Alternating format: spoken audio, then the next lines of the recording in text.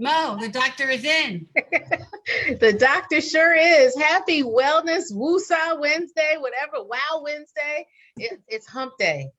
And I can't think of a better way to get over the hump than to be with these people talking about this topic on this day. And I'm just so thankful to see it and to be here and to hear these stories, because when you think about, as a surgeon, I get so inspired by my patients and by hearing the stories. And I feel like more doctors need to be watching this show, because if they saw this show, they would understand the importance of learning your patient's stories, of seeing your patients, of digging deep when we talk about diagnosis and treatment and optimism and all the stuff that gets lost somewhere in the book stuff in medical school. We covered here, but we're talking about inflammatory breast cancer today. This is a huge topic. It's a huge problem in our country, in our communities, for our patients, for families, for caregivers, for loved ones, for mothers and daughters and sisters and partners. And so we got a great panel today, right, Ricky? And it's a Black breast cancer. When we start talking about it, we'll get into it, and we say about that. But we have a great panel. In fact, we have the guru of inflammatory breast cancer.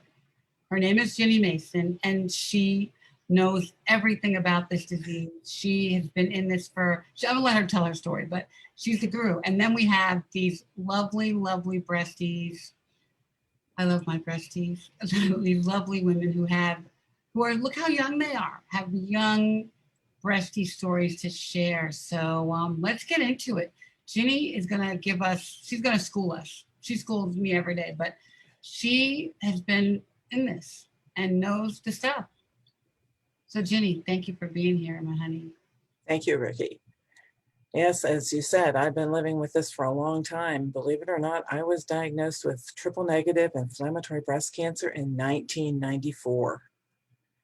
I had no idea there were different kinds of breast cancer at that time. In fact, breast cancer wasn't on my radar. I was an outpatient mental health nurse working with the severely mentally ill, and thought I was pretty astute when it came to women's health issues, because many of my clients didn't see a physician regularly. So I tried to provide some additional care for them. But when I started having strange symptoms, I just wrote it off as, I'm 40. They're going to tell me it's premenopause and don't worry about it. I'm a nurse, so I just assumed that they all think, doctors tend to think nurses are hypochondriacs. Really? Really? That's funny. At least that's what I've experienced frequently. Well, most of us are too, albeit reluctant ones. Sure. I think because we know just enough to be dangerous sometimes. That's it. You said it. Absolutely. And consequently, I just tried to ignore it. I had not had a mammogram because that wasn't recommended to start doing that yet. I just had my health insurance for a very short period of time too. But I stepped out of the shower one morning and my husband said, "Your breast looks sick." And I said, "What do you mean?" He said, "Well, look at it. It looks funny. The color's not right." And he said, "It's bigger than it was." And I said, "Well, yeah, and it's been painful, but," I said, I figured it's just my hormones." And he said, "Have you gone to the doctor?" And I said, "No, they're just going to tell me it's my hormones." And he said, "Humor me, go to the doctor."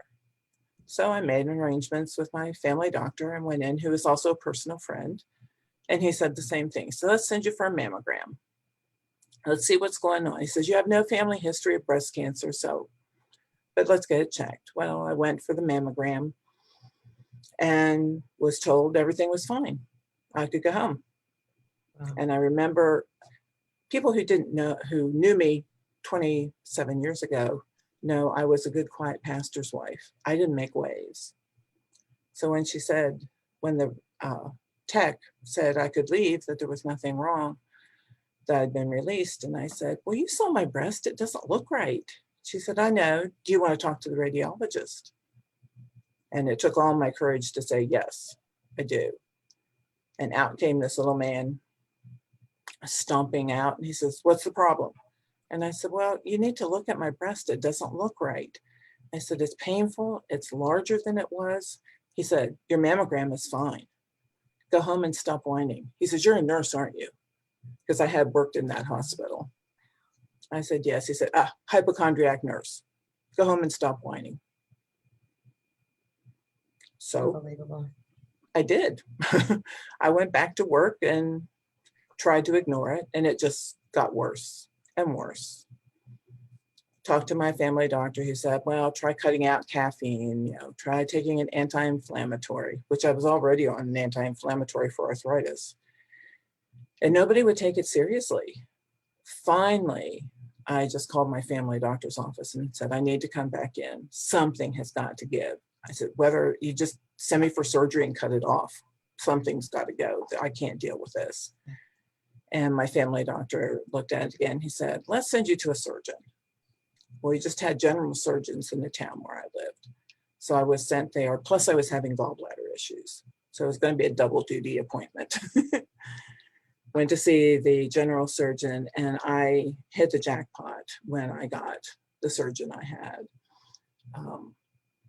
He was wonderful, very calm. He looked, he said, let's try and do a needle biopsy and see what's in there.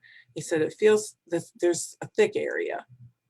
He couldn't get much of anything. So he said, are you up for having me just take a little bit of tissue? He says, I'll try and numb it. And he said, maybe just some ice. I'm not going to go very deep. So he did do a biopsy right there in the office, sent me back to work with an ice pack in my edge of my bra because I had to go back to work. But I dropped off the sample first because he was going to have me get an ultrasound the next day of my gallbladder. He said, we'll talk after that. But he stayed very calm, never mentioned anything about possible cancer, just said we need to figure out what's going on. Then when I had the ultrasound the next day, they spent an awful long time looking at my gallbladder. And I guess I should have thought then something else was up. And I was sent to a conference room to wait for the doctor. When he walked in and sat down and took my hand, I thought, uh-oh. So I just kind of glibly said, when are we doing my gallbladder surgery? He said, well, I hope we get to that. Mm. And then he looked at me very seriously and said, you have breast cancer. And on a scale of 1 to 10, this is not the one you want. It's called inflammatory breast cancer. And I tend to be a glass half full person. So I said, oh, I didn't know I wanted any. He didn't smile. And that's when I realized this is serious business. And he said, I've already talked to the oncologists. They're waiting to meet with you. They want you to start chemotherapy immediately. I hadn't taken anybody with me because I didn't expect to be told I had cancer. I was planning gallbladder surgery. We went downstairs. The doctors, 2 oncologists looked at me like I was a dead person walking. And they took me into an exam room, and one of the doctors came in, and a nurse came in to take my blood pressure. And she said, you seem awfully calm for someone who was just told they had cancer. And I thought, well, of course, it has not registered yet. They reviewed that I would need chemotherapy. They'd already talked to the National Cancer Institute about my case because they got the word that yesterday of the day before that, right after my biopsy had been reviewed, that this was inflammatory, and they didn't have a clue what to do for me. They'd only ever seen one case there before. And sadly, that person had already passed away. So I said, it was Friday. I said, I need to be able to go home, tell my family what's going on, tell my husband. I can't call him and say, come get me. I've just had chemotherapy and I can't drive. And I said, I have to work things out at work. And I really think they didn't expect me to come back on Monday. I made the appointment to come back to start chemo, and I went back to work and acted like everything was fine. And about 4 o'clock in the afternoon, went to the psychiatrist who was my boss at the mental health center. And I said, I need some time off on Monday afternoon. Is that all right? I said, it's for a medical appointment. He said, whatever, work out your schedule, whatever you need to do. And he said, I hope nothing serious. And I said, yeah, I've been told I have this really aggressive breast cancer and I probably am not going to survive. I said, the odds are 12 to 18 months. And he started to cry. He's such a wonderful man. He said, anything you need, you tell me. If you want to work, fine, we'll work with you. And I proceeded to drive the 40 miles back home that night, trying to decide how I'm going to tell my husband of 20 couple years that I'm going to die soon. And I had my whole speech planned. Walked in the door, it was pouring rain. And I started to pour too. I started to cry and I'm going to die soon. I have cancer. Poor man. Fortunately, he'd lived with me for a long time at that point, so he already knew what to do with me. And my husband is a minister. And that's an important piece of all of this, is my faith has been very important to me, and the faith of my husband in walking through this with me. But that was the start of my journey.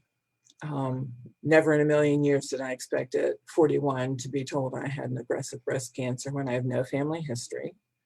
I was basically a healthy person and thought I took pretty good care of myself. So I did go through neoadjuvant chemotherapy, worked the whole time, had adriamycin, Cytoxan, 5-FU, the only things approved back then for breast cancer. Took off 2 weeks for my mastectomy and was back at work again. I'm known for being tenacious. Is that a good word? Jenny, really? You took two whole weeks off and then and went back to work. Wow. Yep. It was good for me mentally, and I remind patients they have to figure out what works well for them, because that worked for me. I'm not saying that's what everybody ought to do, but for me, if I'd have sat at home, I would have brooded about what the future looked like. And I had a 3-month-old grandchild, and I wanted to see that child grow up. And I have to admit, sitting and rocking her was as therapeutic as probably the adriamycin and Cytoxan was going through my veins. Because, very few people know about inflammatory breast cancer then. There was almost no research out there. There was no such thing as online in '94. No one knew quite what to do with me, and didn't know when I finished treatment, active treatment, there really wasn't anything else. I was triple negative. There was no point in giving me other drugs. There wasn't anything else approved. Taxol was in clinical trial for breast cancer at that time. I was in Central Virginia. The trial was at Georgetown. But back then, insurance didn't have to work with a clinical trial. And I couldn't afford to take the time off from my job, because I carried our health insurance, to drive to DC regularly for a clinical trial, or I would have done that.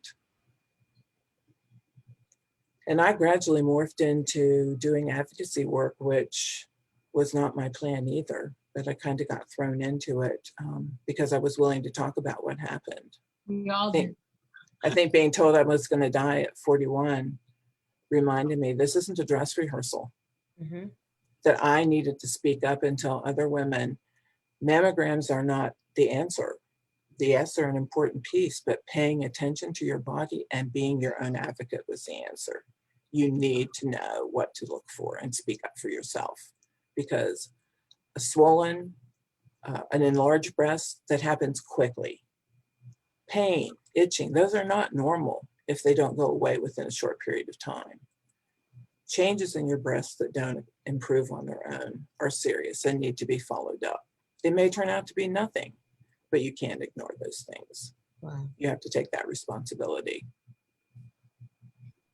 Thank you for sharing that, because it is a sober reminder to everybody, because I can tell you the number of patients who I see who don't do their own breast exams. And they say, nope, I go to my doctor and my doctor handles that. And I said, well, let's go over it together. Let me at least show you what I feel. And let me teach you what normal feels like. Because how often do you go to the doctor and they say, yeah, you got dense breast, see you later. And nobody tells you what dense breast feels like. What is it? How does it? And so women are starting to ask. And I love when they come to my clinic and they ask these questions like, well, what is breast? What does it mean to have dense breasts? And we talk about it. We pull up the pictures.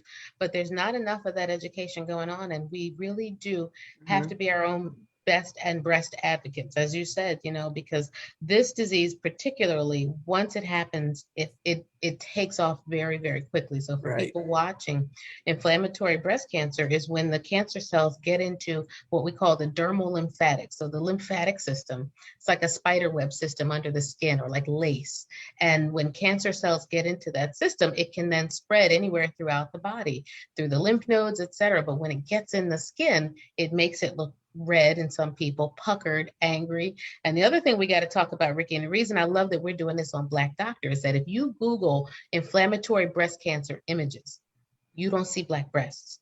You see these red, pink, swollen breasts that are not pictures of what our skin tone looks like. They're not pictures of how it can present in all different skin types and skin tones. And so it's really important to have this conversation, because a woman could be looking at her breast and then Google the pictures and say, well, mine doesn't look like that. So, you know, this doesn't impact me. So I think, you know, let's hear from our other guests, and let's talk about their experience, because we got to share some light. Yeah, and I think even maybe before I do that, like, exactly what is it? I mean, you just described it a little bit, but I mean, I had it described to me as like your skin almost looks like an orange. Right, that pot orange.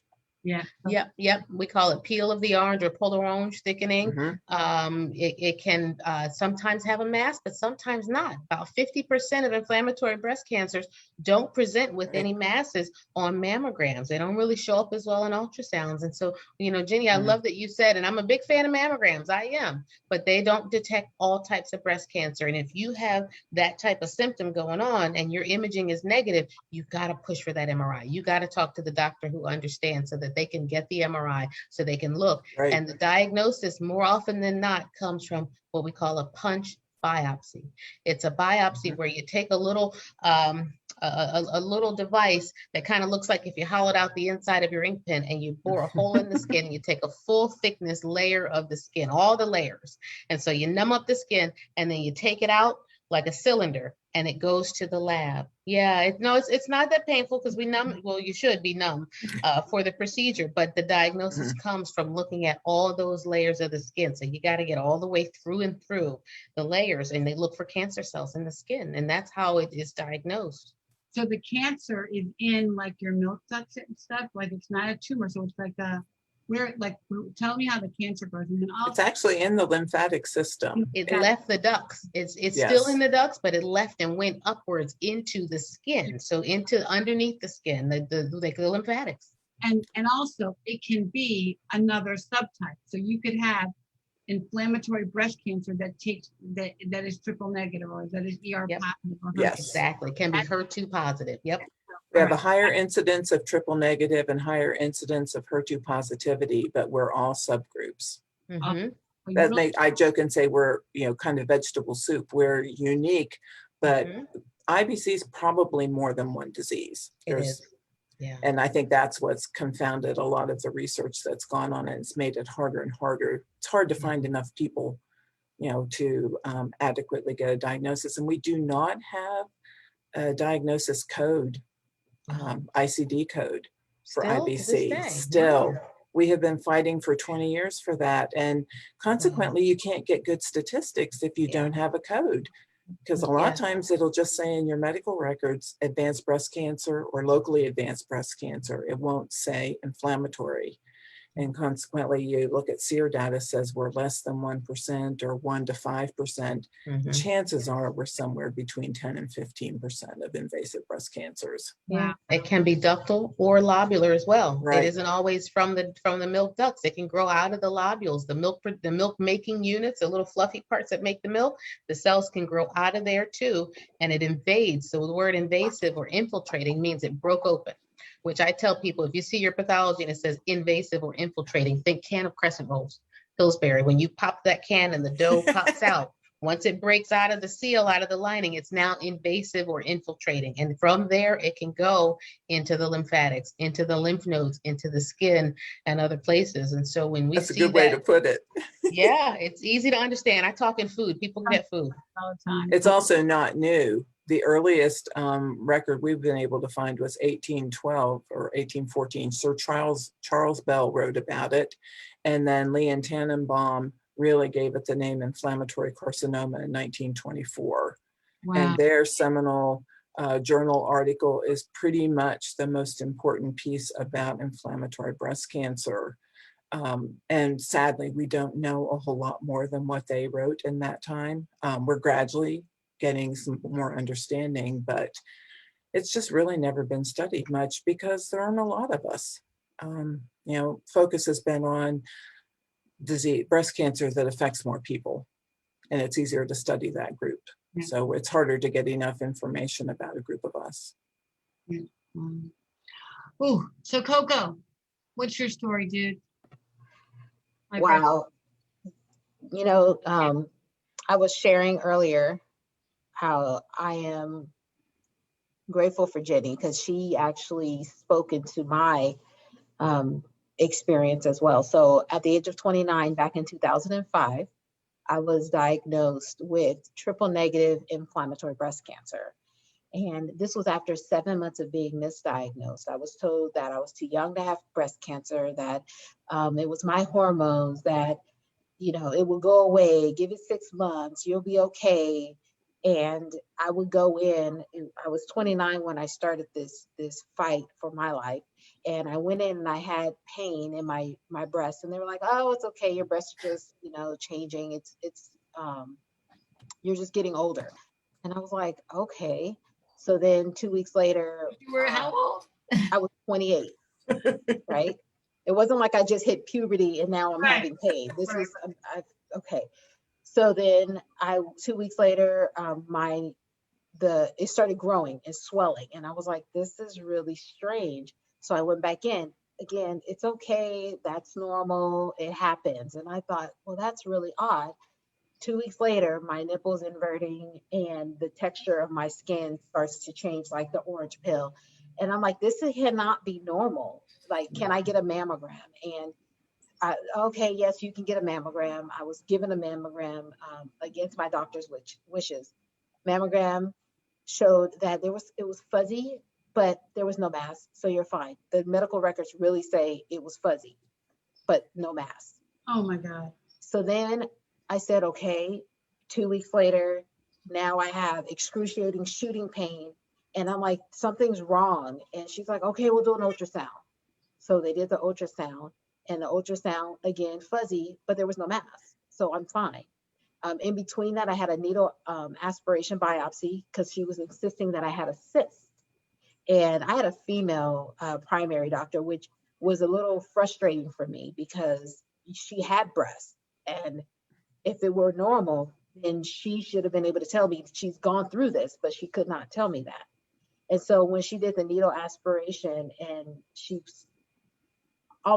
without any warning, she left the room and comes back in with a needle saying, okay, we're going to do this. And I was like, I, I kind of need some warning to be prepared for this. But she sticks the needle into my breast. I can't even remember if she numbed me.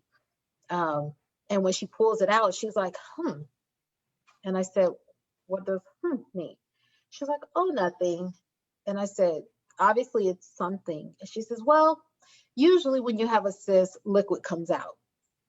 And I said, okay. And she was like, but nothing came out of yours. But that's okay. It's not cancer because you're too young to have cancer. So at this time, I'm 29 years old, and I'm sitting here and I'm frustrated because I know what my body's telling me, but I have a doctor, professional in front of me saying that there's nothing wrong with me. So I went home and I started, I grew up in a Baptist church, so, everybody's your mother. So I started talking to people, my mom, my biological mom, but also all of these mother figures that I've had growing up. And everybody was insisting that you need to go back. This is not okay. So I went back and I basically demanded to have whatever was not wrong with me taken out. Because by the time I made this request, we're already in 5 months. I had a lump. My right breast was double the size of my left. It was like an orange peel. My nipple was inverted. My skin, you see my complexion. My skin was red, like completely red. The temperature was extremely hot all the time. And I started growing lumps under my right arm. So then I had the size of a golf ball under my right arm now. And I couldn't even rest my arm down. You couldn't brush up on me or anything. And even with all of that, the same doctor told me that what I was going through was normal and it would go away in 6 months. So when I insisted for them to remove whatever was not wrong with me, then she said, I'll give you a consult with a surgeon. So I said, fine. So I met with the surgeon, and he said he looked at the films and saw her report on the aspiration biopsy. And he says, I agree with your doctor that there's nothing wrong with you, but because you have a PPO insurance policy, we'll operate. He said, if it were HMO, you couldn't do it. But because you have a PPO, you have the right to request this. Oh my I'm God. going to go ahead and look and see if there's anything in there. He's like, but if there's not, we're not going back in. What? So I thought to myself, again, I'm 29. What do I know? I didn't know. And I told him, I said, look, I just need you to go in and see if it's anything. And if I have another issue beyond this, I'll go somewhere else. But I have invested so much time in these doctors that you have to at least look. So when he opened me up, it was on July 13th. He opened me up and he was shocked. He saw what he did not understand. He said he knew it was some kind of cancer. He closed me up. He went out to my mom, and I had just gotten engaged through this process, through this whole journey. And the doctor went to my mom and my fiance and said, I don't know what that is. I've never seen this before. He said, I know it's cancer, but I've never seen it. So he said, don't tell her anything. We're going to send it for pathology and see what they say. So for 2 days, I'm not knowing, but my mom and my husband are just praying because it's just not good. So we show back up in the office on July 15th, and the doctor has us waiting forever. And I'm like, what is it? Just tell me. But he's clearing his schedule and he's moving people. They moved us like into multiple rooms and everything. And we landed in the surgery room. And I'm like, why are we here? And he comes in and he says, I'm sorry, but you have cancer. And I'm looking at him and he said, but I've cleared my schedule and I'm ready. I'm ready to just remove it. We'll give you a lumpectomy and we'll get it out of you and you'll be okay. And I sat there and I thought, you didn't even believe me. You weren't Of a process. right. You didn't even care to even go research, look into anything. You dismissed me for 7 months. So no, thank you. Fortunately for me, I ended up being treated at City of Hope. And I used to temp there. So that's how I knew about it. And my mom worked around the corner from there. And so I had my records taken to City of Hope, which is a cancer research institution in Duarte, California. And there was an inflammatory breast cancer specialist who happened to fly in that day to take care of patients there. And fortunately, the breast surgeon I was assigned to was able to connect me with this inflammatory breast cancer specialist. And Wow. that's when I learned that I was stage 4 triple negative inflammatory breast cancer. God bless. That is 29 years God. old. God Wow. bless. And I was engaged. I didn't have any children. And after fighting 7 months, I couldn't even, you can't even imagine where you are with that mentally. But fortunately, I can tell you this, God is good. My husband of 16 years, it'll be 16 years. I am a 16-year survivor of inflammatory breast cancer. My husband married me in the middle of treatment, and treatment was very aggressive, but we made it. I too had adriamycin cytoxin, and Taxol is what I ended up. So it was in clinical trial when Jenny was going through it, but I received it when and Taxol, it took me out. Thank you, Jenny. Yes, thank you. It took me out, but I was grateful to say every time I walked away from it that I made it just another day. And then I ended up with a right mastectomy, double mastectomy. And then they did a lymph node dissection where they took the lymph nodes out of the right side. Then 6 months later, all of a sudden, my left breast started looking suspect. And we watched it for a little while. And then my doctor, we looked, because they tested, they're like, it's not cancer, we're just gonna wait. And then finally we just all were over it. We just said, forget it. So I ended up with another left mastectomy and lymph node removal on my left side as well, because my lymph nodes were starting to present the same on the other side. So I ended up with a double mastectomy. And then fortunately, I was told when I was diagnosed, I had a 5% chance to survive 5 years. And then I was told that I would not be able to have children. We tried to freeze eggs. We talked about all of that, but the cancer was so far gone that he was basically like, you could save your life or you could save your eggs. What would you like to do? Yeah. And so my husband and I were like, if we have to adopt, that's what we will do, but we're going to move forward. So I went through treatment, and 4 years after treatment, I was able to conceive, and I have a son who is 12 years old. I carried him full term. He's healthy as can Look be. at God. Wow. The beautifulness about that story is when I went through chemo, I was thrown into menopause, like most people are for breast cancer. I came out of menopause. I was in menopause for 13 months. My body came out of menopause. I got pregnant, had him, and my body went back into menopause. That was And God. so, I mean, there you have it. And I'm like, I'm grateful for my son, for our son, and the story of those of us who can make it to the other side of the treatment of inflammatory breast cancer, they're so important. I was diagnosed in July of 2005. I had a friend who happened to, someone I was raised with, she had moved to Texas. She too was diagnosed with I don't know if hers was triple negative, but she had inflammatory breast cancer for sure. And she didn't survive. For my first day going into getting my port put in, she had passed away that day. And so that set the tone for my fight, and really just praying through it and pushing through it and trying to last as long as I could to endure it. And so, Jenny, the work that you're still doing, I used to work alongside with you with my organization. I used to have a nonprofit helping those in the trenches of cancer as well. It's very important for us to continue to raise the awareness of inflammatory breast cancer, because mammograms and ultrasound are great, but inflammatory breast cancer, it presents so differently, and we need to know our bodies and be willing to go against what our doctors, our professionals are telling us when we know instinctively, we know that there's something wrong. Right. So it's a fight worth fighting. So thank you so much for even having this conversation. Yes, thank you. We appreciate the opportunity to get the word out there.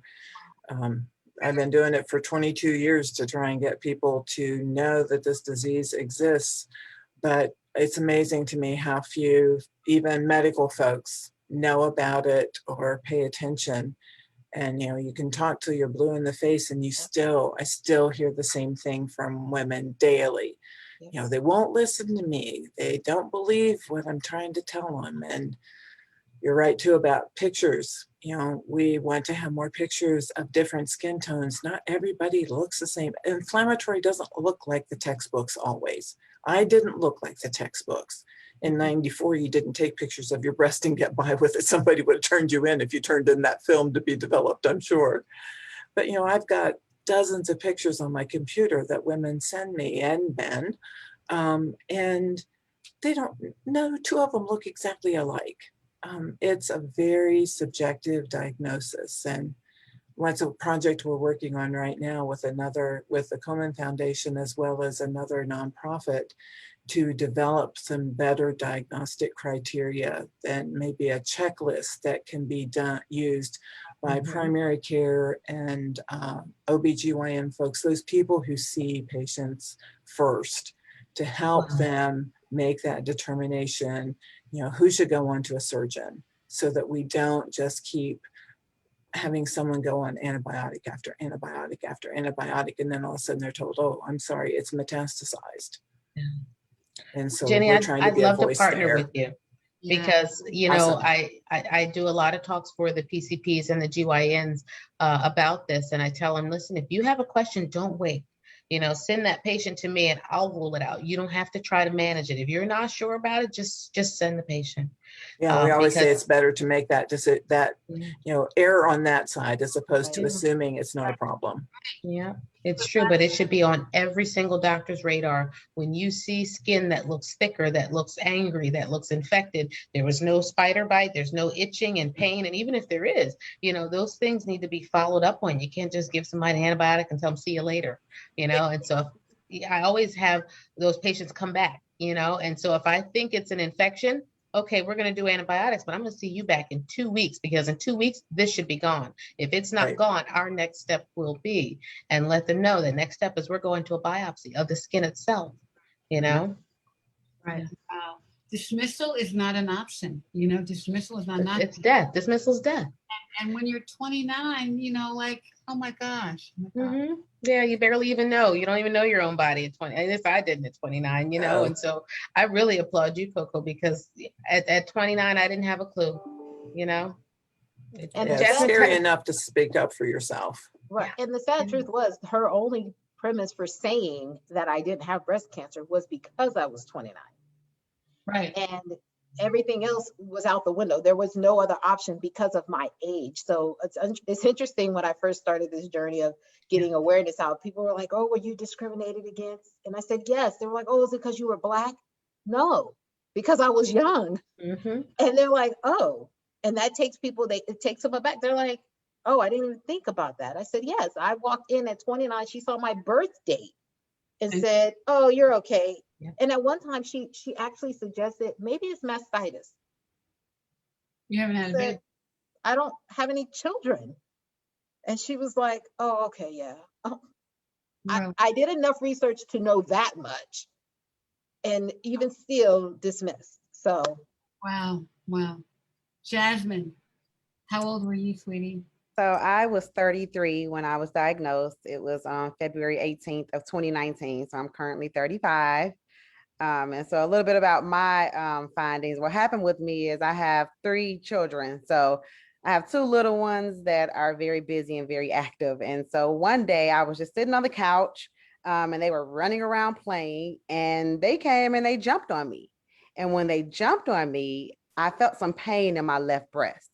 And so when I felt that, I was taken back and I said, that was odd. That was weird because I've never had that pain before. And so, I kind of was like, all right, let me see what this is about. So the next day I woke up, that pain was still there. And so after about a couple days, maybe 2 to 3 days, I started looking in the mirror.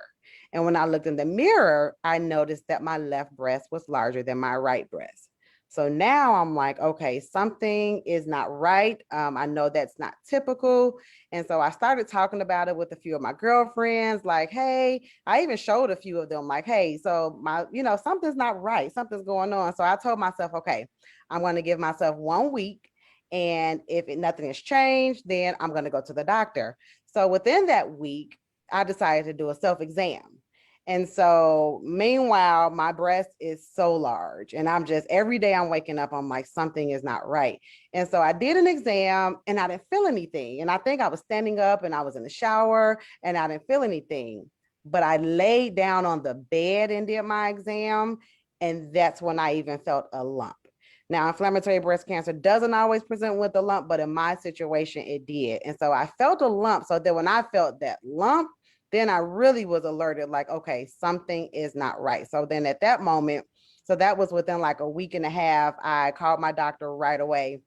And so I went into my primary care and, she saw me, she saw what I saw, she felt what I felt. She made a comment that you're so young and, I don't really know what it is. She admitted it and she said, you're so young. Maybe it's an infection. Maybe it's this. She said, but what I'm going to do is I'm going to send you in so that you can get a mammogram and an ultrasound. So thankfully I was on the side where, they didn't send me home and, it was like, you know what, I do notice that something is wrong. Let's see what the problem is. So within a couple days, I had an appointment to get that done. And so when I went in, they did the mammogram first.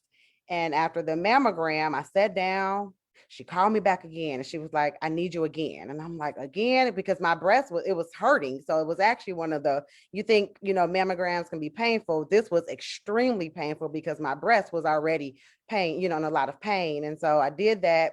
And then after the mammogram, 2 times having to go back in there, then I went to get the ultrasound.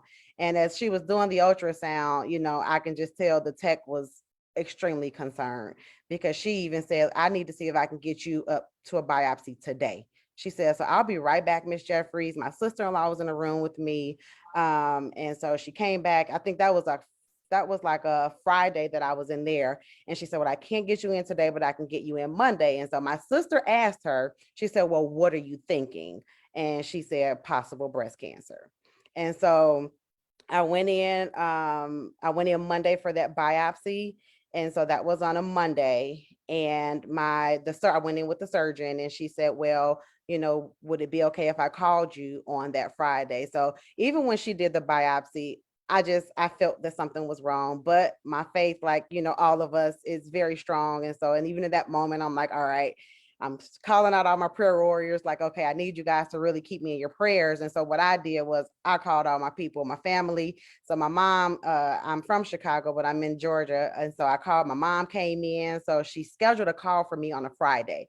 And so what I did was I just got my village together. So it was about 20 of us sitting at my brother's house, and we got the phone call. She called us and she, confirmed that it was breast cancer. So thankfully in my situation, it kind of happened. They recognized it right away. I responded to my body first of all. And I think that was the most important thing that I can think of. It's like, I noticed something was wrong and I didn't wait it out too long. I responded, I went to the doctor. Even my primary care, once they diagnosed me, she called me back and she said, hey, Miss Jeffries, I just really want to call and apologize to you. She said, because even just making the comment that I was too young, and although she did the right thing by sending me in, she still just, she just wanted to apologize for, saying that, and just really wanted to reach out to me. But from that moment on, we really hit the ground running. The only thing I did run into in regards to my situation was my original oncologist. So when I first got my diagnosis, when I had a PET scan, at first they said it was stage 3. And so then they noticed that there was a small spot on my back vertebrae. So of course I had to get that biopsy because if that was cancerous, then it was stage 4. And so when I went to she kept telling me though, the oncologist kept saying in that office, well, it's not curable, it's not curable, it's not curable. And if it is stage 4, then your treatment plan is going to change. As of right now, we'll do chemo and you'll do mastectomy and radiation. But if it's stage 4, we're not going to do that plan. And we're just going to start you off with hormone therapy because mine was ER/PR positive, HER2 negative. And so when we got the results back, it was positive for cancer, the spot on my back vertebrae. And so, which, left me at a de novo stage, automatically just being diagnosed as stage 4 with my diagnosis. And so she sat there and told me that she would start me off with hormone therapy. But I'm sitting there, really, I had my sister with me, my mom and dad, because it was really just all kind of going in, one out the other. All I could do was write in my notebook, I am healed. And I kind of let them take a lot of information for me. But thankfully, I had to switch oncologists. And when I switched, he was like, no, Miss Jeffries, we aren't doing that. He said, we are starting with chemotherapy. He said, hormone therapy at this moment would do nothing for you. He said, so, I got with him, thankfully, because we were already ready to get a second opinion. But once I got connected with this oncologist, he was very hopeful. He thought that, he just, encouraged me. And we just felt like, what, you're going to have a positive response to treatment. He didn't make me feel like I was about to die. And, he really sat there with me and explained everything. And so pretty much I started off with that same course of treatment, as you, Coco, I did the chemotherapy. I had the adriamycin, I had the Taxol as well. And then after that, I did a single mastectomy of my left breast. And even then, my surgeon almost didn't want to do it.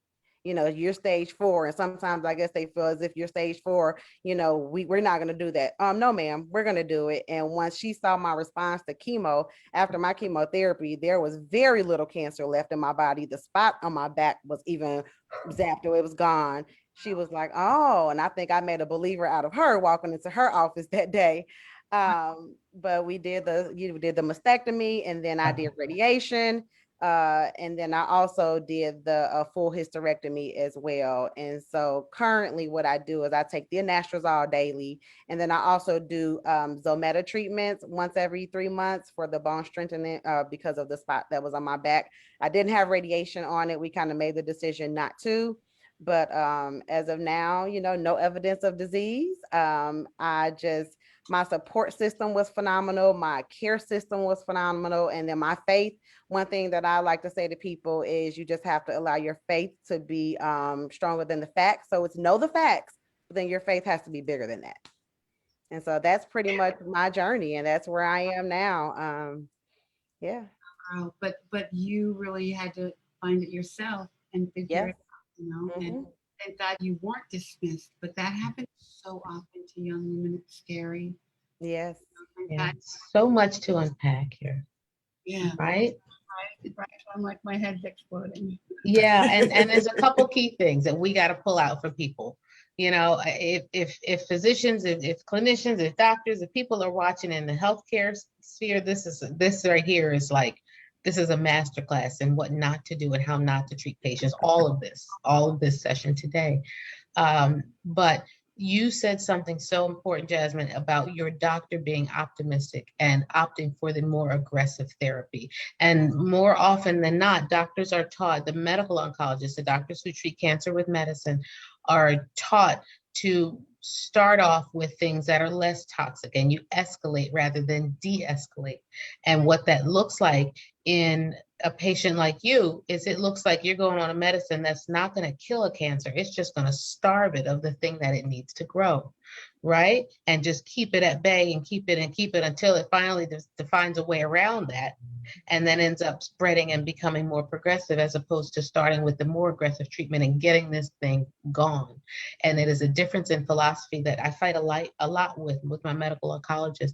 But your pushing for that saved your life. And I think that more of us have to talk to our doctors in ways that they can understand, because our doctors should be offering us, one, the choice, right? So it's ultimately your decision. Nobody should be telling you what you're going to get. But two, when you're a young woman or whatever age you are, if you can tolerate the more aggressive therapies, the data surrounding going for that. And like for the surgeons doing the surgery. So many surgeons are taught stage 4, nope, we don't do anything. But there is increasing evidence, and by evidence, I mean studies, data and studies that show that there may be some benefit to doing surgery in patients who have stage 4 disease.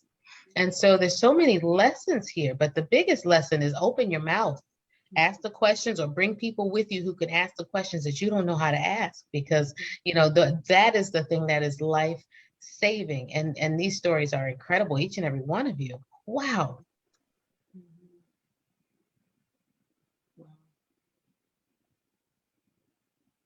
Jenny, how often do you hear this? I'm sure that you hear these stories every single day, despite whatever the statistics say. I bet you have a whole cadre of survivors, men and women, because men can get inflammatory breast cancer too, right? Right. Yep.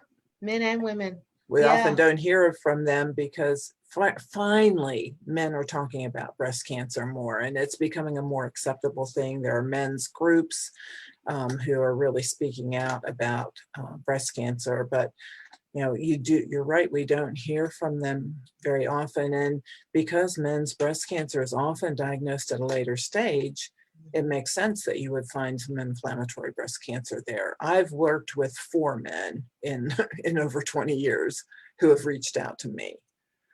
And so I think we need to make sure that we're not just talking to women, but we're also talking to men. And for years, I made sure I educated people on planes. I don't care if it was men sitting next to me. They all had women in their lives, and they needed to know this information too.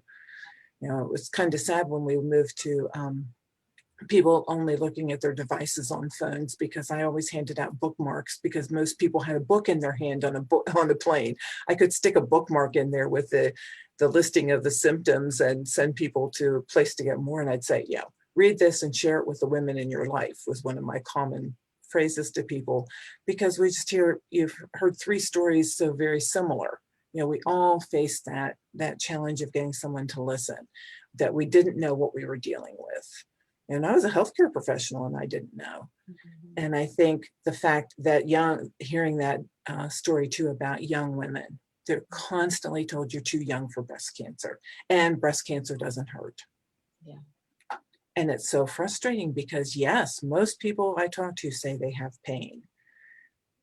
But presentation, and you're right about the pictures out there, are not representative of a variety of skin tones, and we really need that because we're a visual society. We want to see pictures. We want to see someone who looks like us, and that validates us going and getting checked out. So Jenny, the data says that IBC is 5% of breast cancers, and that's what they used to say about triple negative. What do you see? What do you see in all of them? The statistics that we get are usually in single institutions like MD Anderson or Dana-Farber that have IBC clinics, and they say around 10%. They think it's about 10% of invasive breast cancer cases. Yeah.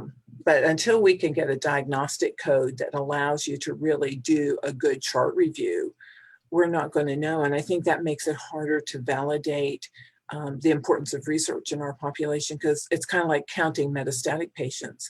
If you don't know how many there are, it's hard to get people to take it seriously and that it's a concern and something that needs more research. Wow, I think that's a great point. What's that, Ricky? What are the numbers for Black women? What do we know about Black women? We really don't have good numbers, other than we do know it's, I forget the exact number. Jasmine can probably speak to this, and she did a video for us about the higher incidence in Black women, and especially younger Black women. Yeah, I'm not sure of the percentage. I'm not sure, but it's 70. Yeah, that's what my memory 70%. was. The percentage of Black women who get inflammatory over white women is about 70%. It's not to say that 70% of Black breast cancer is inflammatory.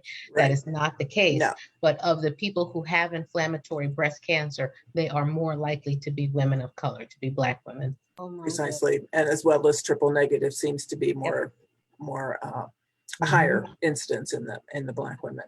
Yeah. And Jenny, you're right. One of the codes, the diagnosis code that I use is breast skin changes. Right? That's the generic code for something looks different on the skin of this breast. And I would dare say that the number of doctors who see that and they find a mass, right? So the women who have a lump and they get it biopsied and it's invasive ductal or whatever it is, and that diagnosis, but not even testing the skin. So somebody asked in the comments of Facebook, do they routinely test the skin after mastectomies and other surgeries to see if there was cancer in the skin? And the answer is they should. And many pathology departments do look at that, but the doctor should be looking at that first, because that changes your surgical options. That changes the treatment course. You don't go to surgery first if you have inflammatory breast cancer. You got to get chemotherapy first, right? And you don't have some of the same surgical options right now. Yeah, you don't do an immediate reconstruction. Nope. No. And I actually, when I had my organization, we service inflammatory breast cancer patients because we sought them out as well. And I had a couple of African-American ladies whose doctors chose to operate first. And they're not here with us today. Mm-hmm. And I even had one whose doctor did all that he could do and literally left her in hospice because he said he didn't know what else to do. And she, of course, did not make it. So I think that the stage that we need to be yelling from, and I know you've been working on this for 20 plus years, is a national platform, because I attended a national breast cancer conference where I was so excited to go and learn. And this particular conference was focusing on different types of breast cancer. And so I was really excited because I just knew they were going to talk about inflammatory breast cancer. And I get there and I'm in the sessions and nobody mentions inflammatory breast cancer. And so they have these specialists in the room and everybody's like, ooh and ah, because they're talking about these different things. And I stand up and I ask the question, well, what about inflammatory breast cancer? And you know what I was told? We'll get back to you after the break. To an audience, it was hundreds of people in this room. They would get back to me after the break. And then during the break, people saw me. They said, "Oh, you're the one who stumped the panel." I should not be stumping a breast cancer panel at a breast cancer conference talking about different types of breast cancer. Oh That my shouldn't have been a goodness. surprise to anyone. Frightening, So right? the stage that we need to be on is still the national stage, because there's so many who have no idea what it is. Right. Oh my goodness, so much work to do here, so much to communicate about. One of the things that we need to do, Mo, and we're kind of rebuilding our website right now, is put a link to your website, but we need to show pictures of Black women. And so do you need We have some pictures on our website, but we don't have enough of different skin tones. Most what we have is Caucasian women, a few Asian. You know, of course, we don't identify who the people are. Don't anybody think that you share a picture that will put information about you. They're very generic, just showing the symptoms, because we realize it's important to be able to see the variety and the fact that some of the symptoms are very subtle. They don't necessarily look like a medical textbook. And I think that confounds a lot of doctors. They expect to see this grossly enlarged, red, huge breast that looks horrid. And many of us don't look that awful. You know, it's painful and it's unpleasant for us too, but it doesn't mean that all of them aren't inflammatory breast cancer. They can be. Wow. So much work to do. How can people get involved? What can they do to support the foundation, but to also tell their stories, to make their loved ones more aware? And then if you all would, talk a little bit about the self-breast exam. So what if I told you, American Cancer Society is not recommending self-breast examinations anymore. Don't touch them, Drives right? me Don't do your crazy. exam. Clinical breast exam by doctors, not recommended anymore by many societies. What do we do and say to that to combat that? Because doctors are going on that and telling patients maybe not to do them anymore. My first thing is I tell everybody, be your own advocate. Pay attention to your body. No one knows your body like you do. You need to know what lumps and bumps are typical for you, so that when something doesn't feel the same is when you worry. Stand in front of a mirror, raise your arms up, look at how different your breasts look under, with your arms raised, because often the symptoms may be on the underside of the breast, and you don't see those when you're looking down. Ask your partner, someone who lives with you, if you're comfortable. Do things look, now none of us have identical breasts always. It's good to know, do you have one breast that's typically larger than the other? Know what's normal for you. And when you find something that isn't normal, and if it doesn't go away with your typical home care or maybe your period, think about the kinds of things going on in your body at a given time. Or did you get a bug bite? Or did you fall into the steering wheel? Whoever knows, whatever kinds of strange things you're dealing with, if it doesn't go away in a short period of time, our medical advisory board says 2 weeks. If it's still there, get it checked out. It's kind of that idea, there's no foolish question. If you're not comfortable with what's going on, ask questions until you get an answer. And I always share, if you don't know what is normal, how would you know what's abnormal? Right. So if we don't examine ourselves, how would we know when something does pop up? Yep. And we're asked the question from our primary on our annual visit, anything out of the ordinary? How would I know? Right. That's why we say check your breast. We say check the breasts that you love. I know you have a pair. Check them every month, and so you're normal. That's what it all. Everybody, but especially young women. Know you're normal, so you can say, guess what? It didn't look like this a month ago. It didn't feel like this a month ago. I didn't have this thing on here a month ago, so you can really have a point of reference. So know you're normal. Check your breast. Check the breasts of the people that you love. And hashtag check your chest, right? Mm-hmm. Yes, Absolutely. Chest wall, yes. You have to do it on a regular basis so you can fight for yourself. But I hear it so often from young Black women about being dismissed, and it just is horrible. And I wish every doctor was like our Dr. Mo, but they're not. And so we have to be able to stand up for ourselves. And the fact that it took you 7 months to get diagnosed, Coco, was just Unbelievable. outrageous, because maybe you weren't metastatic when you started. Oh, it's nothing short of miraculous that I wasn't.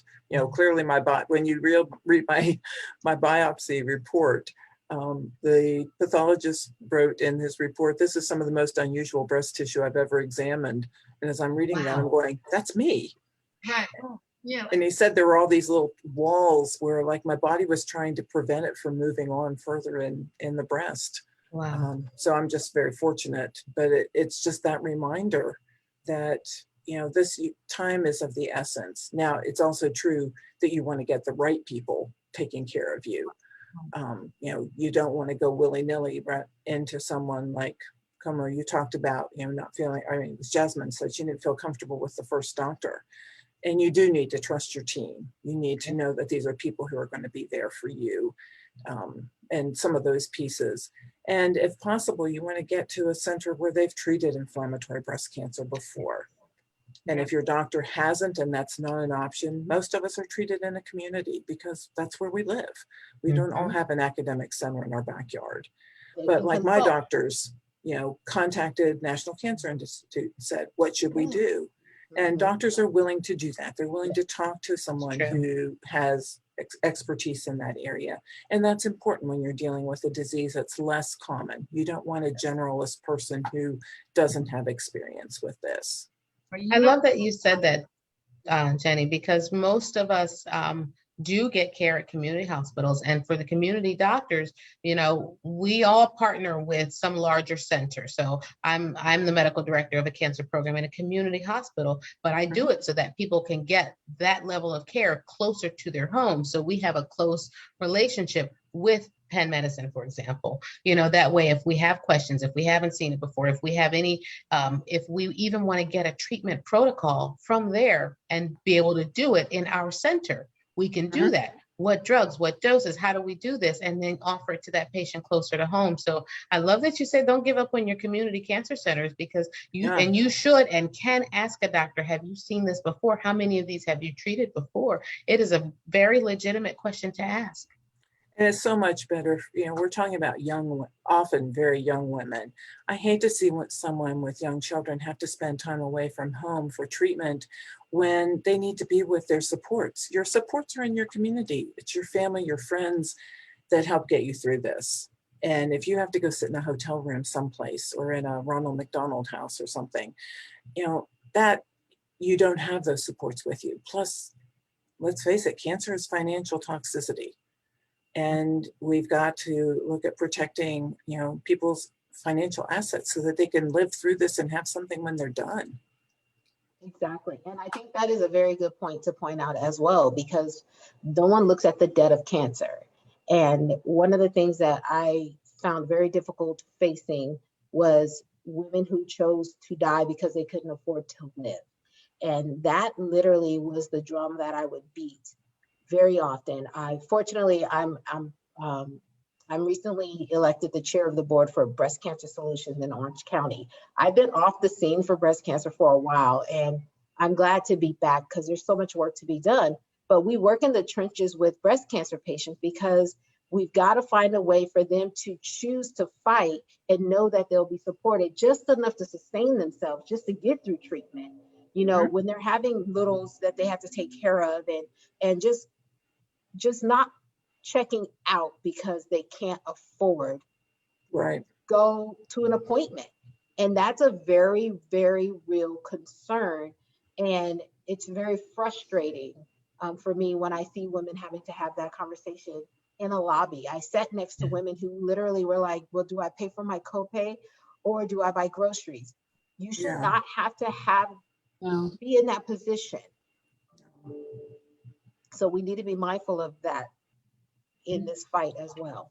Yeah, and you know, Coco, there's something we can do about that, and that means increasing the workforce of financial navigators. Yes. And this is something I think, you know, Ricky, when we talk about what can we rally around and what can we do, what's actionable, increasing the number of financial navigators. These are people who are trained in how to help cancer patients find finances? How do we navigate our insurance? Do you have the right insurance? Do you need to switch plans? What does your plan cover? What's your copay going to be when you show up for chemotherapy? And then you have to choose between your mortgage and your your chemo. And so increasing the number of those people in communities is a huge thing that we need to do. And so we need to identify people and train them in this so that they can help to dig up these resources, because they're there. It's just hard to find when you need it at an instant. You get diagnosed on a Thursday and chemo starts the following week. Like, what are you supposed to do? Who's going to do all that work? And why should it fall on a patient who already doesn't feel good and who's already terrified and who probably didn't know how to use their insurance before they got all this, right? Exactly. Absolutely. You know what I mean? Like you don't really know what your insurance is all about until you need it, until you're sick, right? But that's a whole nother show, Mo. We've got that plan, financial toxicity and insurance. We're going to talk about that because Ooh, we've got some great advisors on that. But you don't know. I didn't know the value of my insurance until I had it, and I was very blessed to have it. And I was surrounded by. I'd be in the office with another patient who was suffering, was making those hard choices about: do I feed my kids? Do I pay my rent? Do I go to work after chemo? So, you guys are like amazing forces of nature. Rock stars, rock stars. So thank you so much. Oh, And- thank you for giving us this platform to share. And we'll have to do it again and share more stories. And we definitely need to write an article about this. I'm talking to Emily; she's listening, I'm sure, and get the word out and show some pictures. On blackdoctor.org. So we'll put together an article with some pictures to show. That'd be great. On blackdoctor.org. Wonderful. Because people need to see what they're looking for. But you know what your breasts look like. Well, look at them, touch them, feel them. It's okay. My little fake ones are bigger than the ones that tried to kill me. But I even look at them. But look at them. Know your body. Know your body. So how can people reach you? I can be found on most any social media. The Inflammatory Breast Cancer Research Foundation has a Facebook page. It's Inflammatory Breast Cancer, then IBC in parentheses, Research Foundation. We have a website, which is www.ibcresearch.org. And bear with us, it's in the midst of being redone. And so right now it's a mess. But, and you can always find me. I'm on Twitter. I tweet as the foundation at IBC Research. We're on Instagram minimally. We are an all very small, all volunteer organization. So oftentimes the organizations, yours truly, because everyone else, they're doing other things and trying to do this on the side. So I've committed my life to this 25 years ago and said I would do it as long as I could physically, and until someone comes along and can take over the foundation so I can retire and spend time with my grandchildren, I'm still at it. And we're always glad to have people with skills or people who just want to help spread the word. One of the most important things you can do when you learn about inflammatory breast cancer is when you're together with your friends, tell them. So did you know there's a kind of breast cancer that doesn't have a lump? Yeah.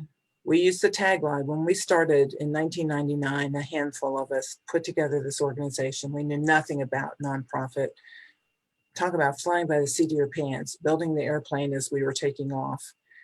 It's been a learning experience. A gentleman had lost his wife to inflammatory breast cancer. His name is Owen. I met him online when I went back to finish my bachelor's degree in nursing.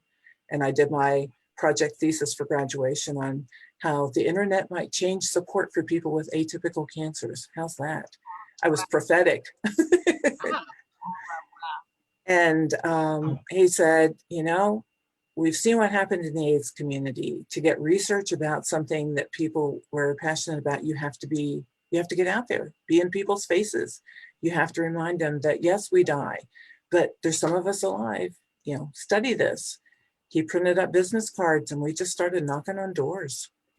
And it takes time to get credibility in the medical community. But since I was a nurse and a patient as well, we figured I could get my foot in doors that he couldn't. Yeah. He gave it about 9 to 10 years. And then he said, I've had it. We haven't cured this yet. He thought we would. He remarried and moved on with his life. And I said, I can't. I got to keep giving back because I'm still here. and I've already lost way too many friends. And, you know, I just have to do it. I have to do this until this disease isn't a problem anymore, as long as I can. And so I'm here to keep up the work, pushing the doctors and the researchers and shouting to anybody who will listen. Bless you. Mhm. They're with you. Bless you. We have to do it. We have to do it. Yeah, I'm just compelled. I hear the voices of these friends I've lost over the years shout in my ear from time to time when I want to throw in the towel, saying, I can't speak anymore. I'm counting on you to do it. And that's what pushes me on. Wow. And the pictures I have up above my desk here of me with friends who are no longer with me physically. Bless you. Bless you. Plus I've got all these granddaughters. Out of 10 grandchildren, 7 of those are girls, and then 2 great granddaughters. That's an Wow. awful lot of breasts I need to protect. Right. Awful lot. I know. I only got Wow. 6 in my family, but I'm more. I got 10 years before Belle gets boobs. Got right. The good news is they know grandmom's still here, and that I hope that gives them hope that no matter what happens in the future for them, there's hope for them too. Wow. Jasmine, you're a blessing, Jenny. You're a blessing. Jasmine, how can people reach out to you?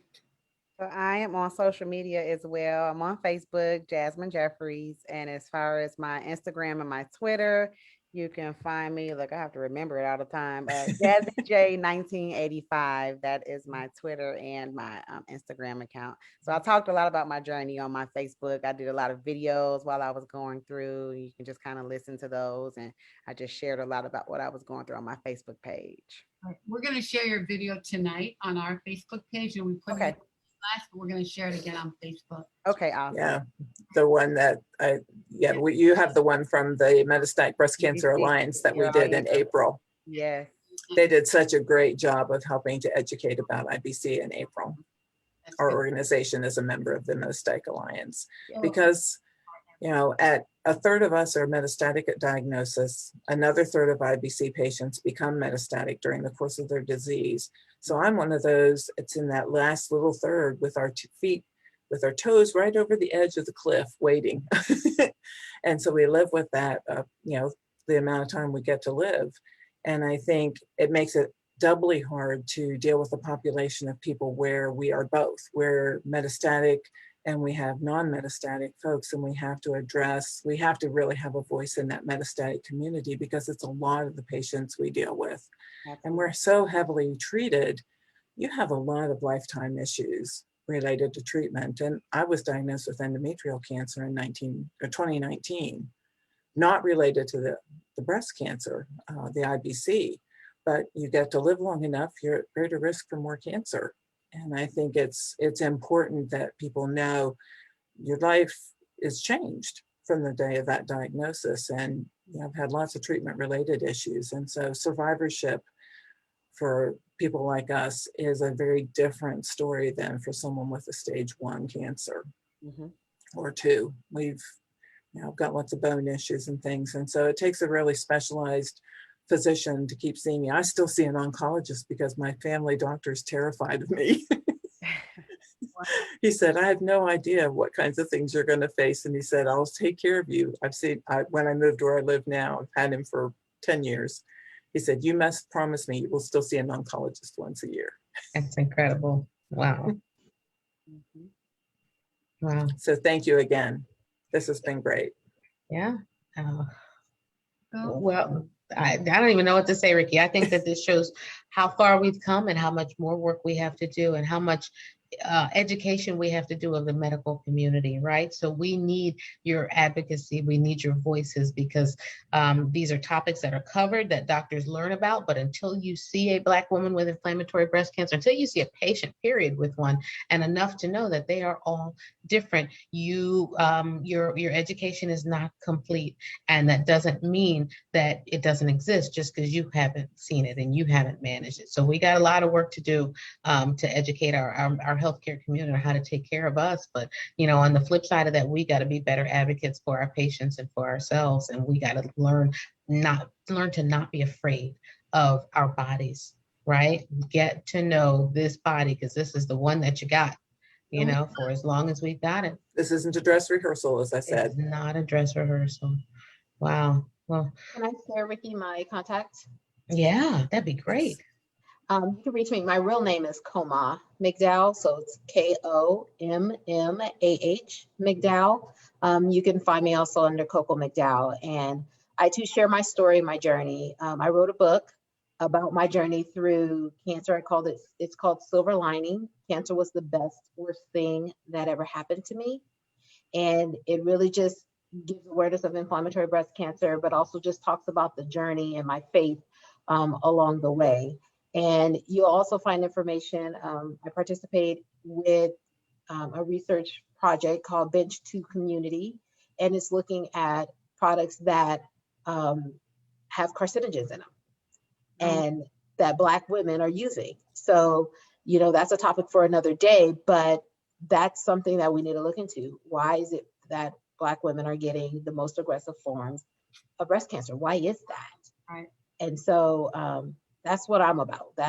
I'm in the trenches through Breast Cancer Solutions, trying to provide financial assistance, and then on the research side as well. Well, we definitely want to have you back to talk about that. Sure. Definitely. And you have a website, your name, right? Koma. Yes, it is Kommah McDowell. I'm putting in the chat, McDowell, right? Yes. I'm putting the link to the book in the chat. Okay, great. Awesome. Thank you. So you guys are blessings, but we should definitely come back and talk about carcinogens. Oh, That's yeah. Yes. We'll do that soon. I can get a panel for you, so just tell Love me it. when. All right, we'll talk. I'll email you. Awesome. All right. Well, we hope this has been relatable and reliable and real. That's what we set out to do every single Wednesday night here on blackdoctor.org. And we're so thankful to our sponsors. We're thankful for the platform. Most importantly, we're thankful for your lives, for your stories, for your hope, your inspiration, your realness. And we will do it again next Wednesday night at 6 p.m. The doctor is in. And so next week, we're going to do Pink Table Talk, Mo.